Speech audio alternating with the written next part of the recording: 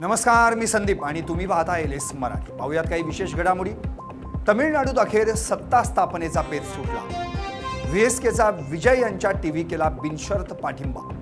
विजय थलपती यांना सरकार स्थापनेचा मार्ग मोकळा। सरकारी जमिनीचा बेकायदेशीर सौदा। मीरा भाईंदरमधील तब्बल 254 एकर सरकारी जमीन वादाच्या भोवऱ्यात। हजारो कोटींची सरकारी जमीन खासगी व्यक्तींना दिल्याचा संजय राऊतांचा सरकारवर गंभीर आरोप। बोंधू अशोक खरातला राहता न्यायालयानं सुनावली 14 दिवसांची न्यायालयीन कोठडी। पोलिसांनी खरातला नाशिकच्या मध्यवर्ती कारागृहाच्या ताब्यात सोपवलं। खरातची नाशिकच्या मध्यवर्ती कारागृहात रवानगी। सांगलीत खुनाच्या तयारीत असलेल्या तिघांना शस्त्रांसह अटक।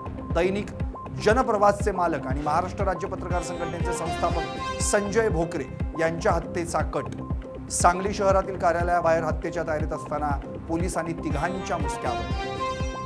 धाराशिव जिल्ह्यातील भूममध्ये कांद्याला 1 रुपया किलो भाव। संतप्त कांदा उत्पादक शेतकऱ्यानं 600 गोण्या कांदा पेटवला। कांदा उत्पादकांवर आर्थिक संकट।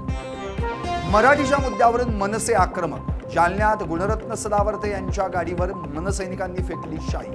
सदावर्ते यांनी केली होती राज ठाकरेंवर टीका। पनवेलच्या खारघर परिसरात चाकून हल्ला करून 57 तोळे सोन्याचे दागिने लुटले। लुटारूंच्या टोळीला पोलिसांनी ठोकल्या बेड्या। 7 जणांना अटक। आर्थिक फसवणूक आणि जादूटोणा भोवला।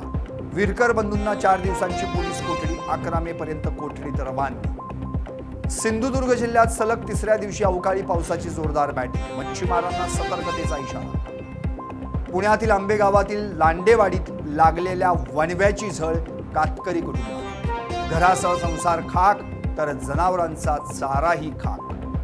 आणखी काही विशेष घडामोडींसाठी पाहत रहा एलएस मराठी।